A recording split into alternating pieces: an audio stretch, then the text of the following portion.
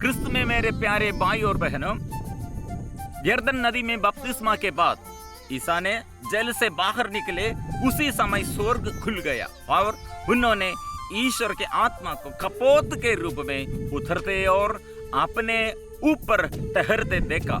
और स्वर्ग से यह वाणी सुनाई दी, यह मेरा प्रिय पुत्र है, मैं इस पर अत्यंत प्रसन्न हूँ।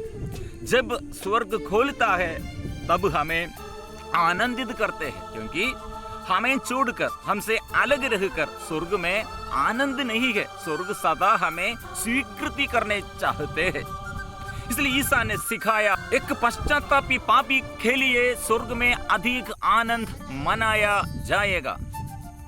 इसलिए नया नियम की पूरा संदेश का सारांश यह है, वह स्वर्ग खोलता है, हमें धमकी देने नहीं चाहते हैं, गड़बड़ी डालने नहीं सोचते हैं, घबराहट में और हमें खोजते हैं, नहीं त्यागते हैं, और जो खो गया उसे ढूंढते हैं। सामाजिक जीवन और शुरुआत में ईसा ने हमें सिखाया है, समय पूरा हो चुका है, स्वर्ग राज्य निकट आ गया है, पश्चाताप करो, सुसमाचार में विश्वास करो। नया नियम प्रारंभ में याजक जकरियस ने स्वर्गदूत को देखकर घबरा गया और भयभीत हो उड़ा, परंतु स्वर्गदूत ने उससे कहा, जकरियस डरिए नहीं, आपकी प्रार्थना सुनी गई है, आपकी पत्नी एक पुत्र उत्पन्न होगा, आप आनंदित और उल्लसित हो उड़ेंगे। फिर माता मरियम से स्वर्गदूत ने कहा,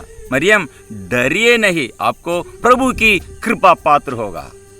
और चरवाहों से स्वर्गदूत ने कहा, देखो मैं आपको सभी लोगों के लिए बड़े आनंद के सुसमाचार सुनाते हैं। इसलिए स्वर्ग खोलने का उद्देश्य यह हम प्रकट किया है। वह ये पेंतकोस्त के दिन में पवित्र आत्मा की ये अभिषेक प्रेरितगण ग्रहण किया है।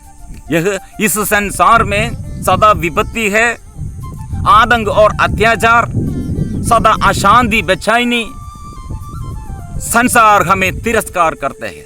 इसलिए कलीसिया में हर एक संस्कार द्वारा हमें ईश्वर हमें अपनाते हैं, प्रभु ने प्रबंध करते हैं। एफेसियों का पत्र अध्याय 1 पद संख्या 5, उसने प्रेम से प्रेरित होकर आदि में ही निर्धारित किया कि हम ईसा मसीह द्वारा उसके दत्तक पुत्र बनेंगे। यह हम दत्तक पुत्र बनने का अर्थ कैसे हम समझते हैं? एक व्यक्ति माता के गर्भ में मां के शरीर के अंग जैसे जुड़े रहते हैं, प्रसव तक ऐसा ही है, लेकिन प्रसव के बाद दोनों अलग अलग है। वह हम माता आनंदित है, वो हंसते हैं, लेकिन बच्चा दुख में है, वो रोते हैं। वो प्रसव तक गर्भ में कितने बोझ माता सहते दे, वहां माता की गर्भ में बच्चा कितना सुख शांति में रहते दे, अभी सब अलग हो गया है। बच्चा ये रोता है, रोने पर फायदा नहीं है, क्योंकि ये बच्चे को फिर ये माता के शरीर में जोड़ने नहीं सकते, वो असंभव है। इसलिए यह तिरस्करण का अनुभव में पवित्र आत्मा हमको ये समस्या में समाधान देता है। स्वर्ग खोलकर, बपतिस्मा के समय स्वर्ग खोलकर स्वर्ग से ये आवाज, यह मेरा प्रिय पुत्र है, मैं अत्यंत प्रसन्न हूं। इसलिए हमको ऐसे एक दोबारा जन्म चाहिए। दाऊद ने स्तोत्र ग्रंथ 27 पद संख्या 11 में ऐसे हमें सिखाया है, भले ही मेरे माता पिता मुझे छोड़ दे, प्रभु मुझे अपनाया है। वो दोबारा जन्म में, वो अभिषेक में वो चलते हैं। इसलिए कलीसिया में जुड़े हुए, कलीसिया में हर एक संस्कार में हमको ये प्रभु का उपस्थिति का अनुभव, कितना तिरस्करण हम संसार में हमको मिलता है, वह सब कलीसिया में जुड़े हुए संस्कार द्वारा वो हमें प्रभु अपनाते हैं। ये दोबारा जन्म के बारे में ईसा ने कहा है, यूहन्ना का सुसमाचार अध्याय 3:3, मैं आपसे यह कहता हूं, जब तक कोई दोबारा जन्म ना ले तब तक वह स्वर्ग का राज्य नहीं देख सकता।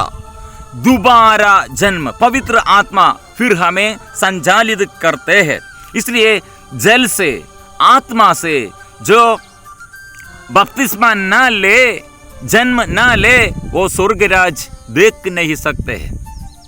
पवन जिधर चाहता उधर बहता है, किंतु आप नहीं जानते वो किधर से आता और किधर जाता। जो आत्मा से जन्मा है वो ऐसा ही है। इसलिए पवित्र आत्मा का ये अभिषेक और हमारे एक दोबारा जन्म और हमारे स्वभाव में वो प्रकट करते हैं।